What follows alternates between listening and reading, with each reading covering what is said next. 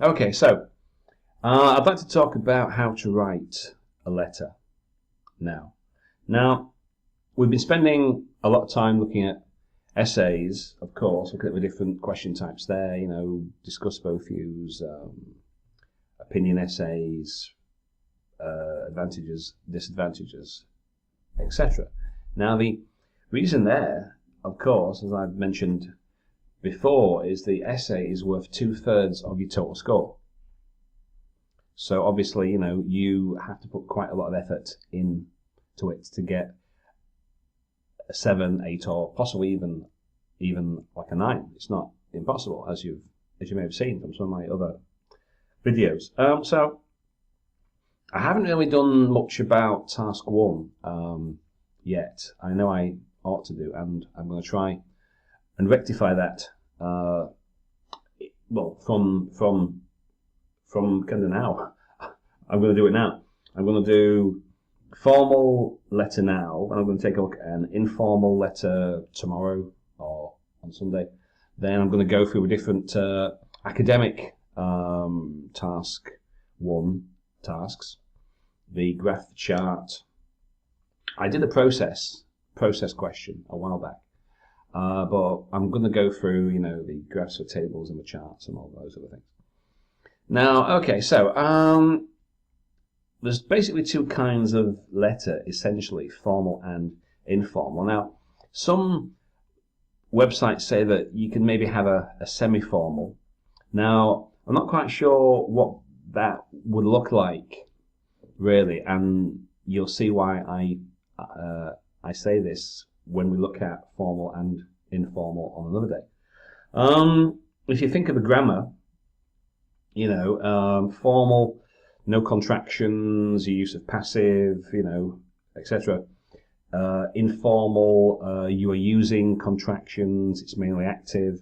There's a couple of different things too, we'll take a look at that on another occasion too. I'll probably make a video doing a grammar comparison between, formal and informal. So what I'm going to do just for today, we're just going to look at how to write a formal letter, and I'm going to give you a couple of examples, and I'm going to, in the same way that I've done for the essays, I'm going to outline a structure that you can use for your letter also.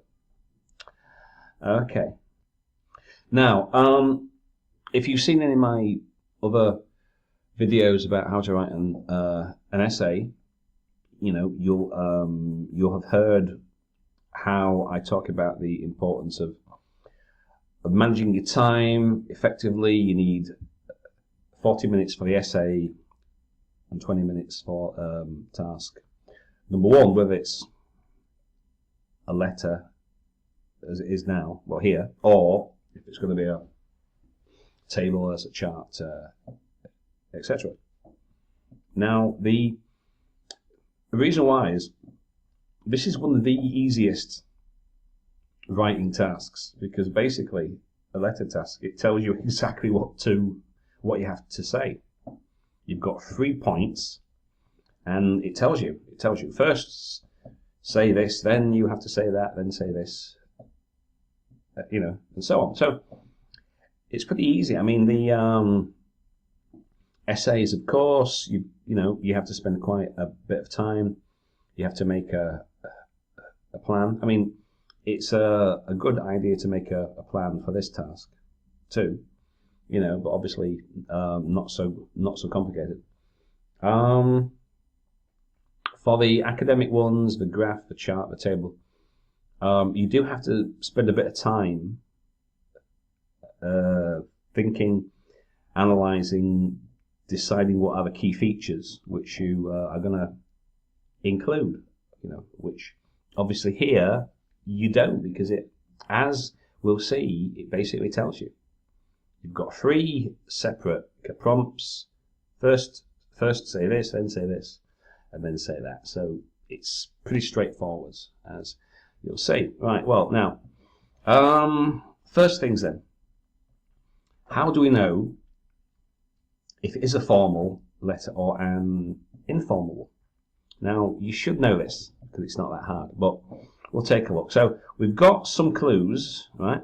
So first for task instructions, and then the person you're asked to write to. So if it's a complaint, a resignation, you know, a request for assistance, and these are pretty much formal.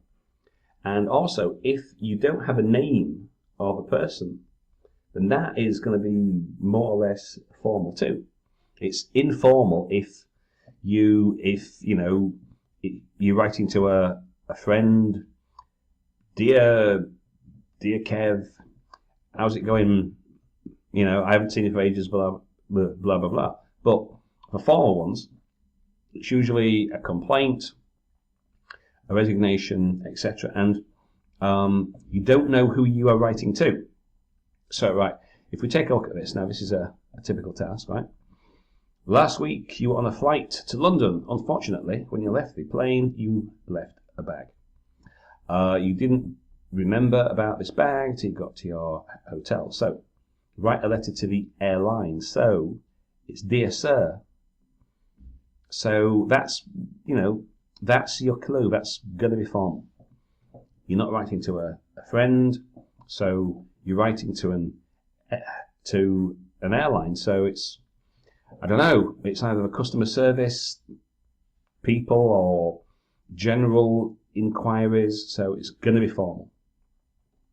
Okay, so let's have a look at some examples then, and we'll see whether they are formal or not. Okay, so let's look at this one here. So you ordered a new checkbook from your bank 2 weeks ago, but it hasn't come. So you have to write a letter to a manager. So you're writing to a manager, complaining about the bad service. So firstly, this obviously it's a complaint. You're writing to the branch manager of a bank, so it's not going to be a friendly communication, is it? So now regarding what I was saying about they tell you exactly what they want you to write. Well, all right. Say when and how you ordered the checkbook. Ask how much longer you'll have to wait, and ask the manager what action he will take. So you've got point 1, 2, and 3. So it tells you. It basically tells you exactly what you have to say. So obviously that's easier than academic task 1, where you've got a graph, a table, a chart, etc., and you have to pick out what are the key kind of features. Now, again, we'll take a look at those at a later date. So let's look at this next example. You would like to buy some electrical goods at a shop in a nearby town. So write a letter to a shop. Ask if they have the things you want, if they can order them, what the prices are, and how long they will be able to hold the goods for you. So you don't know who you are writing to. It's about a purchase. So it's going to be something like, Dear Sir or Madam, or to whom it may concern, I'm writing to inquire about your electrical items, blah, blah, blah. So obviously that's going to be formal. Now, let's take a look at this next one.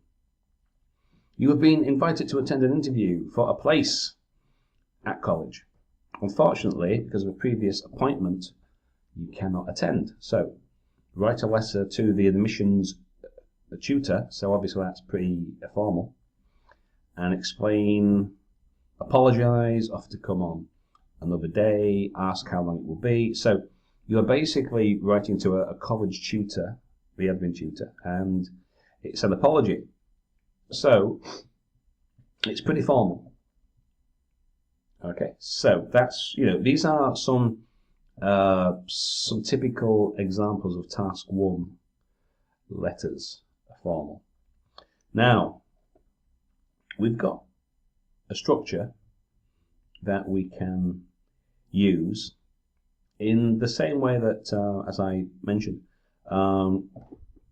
I've introduced, well, you, if you've seen any of my other accounts, I've introduced you to a structure for the different question types for the essay, to what extent, discuss both views, etc. So, in the same way, you know, we have a structure here. So, first, the greeting.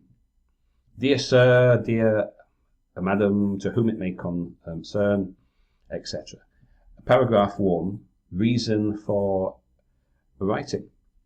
Why are you writing this? I am writing to complain about the terrible service I received in your bank, blah, blah, blah. Paragraph 2, that's point 1, details, point 2, details, point 3.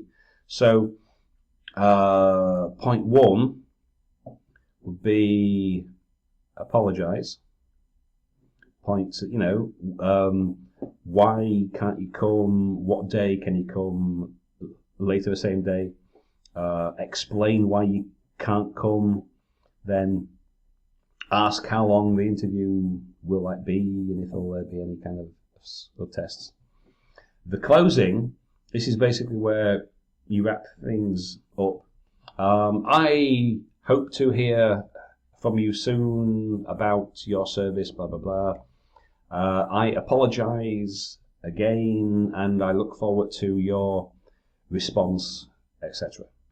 Then, because you don't know the name, it's yours faithfully, then your name.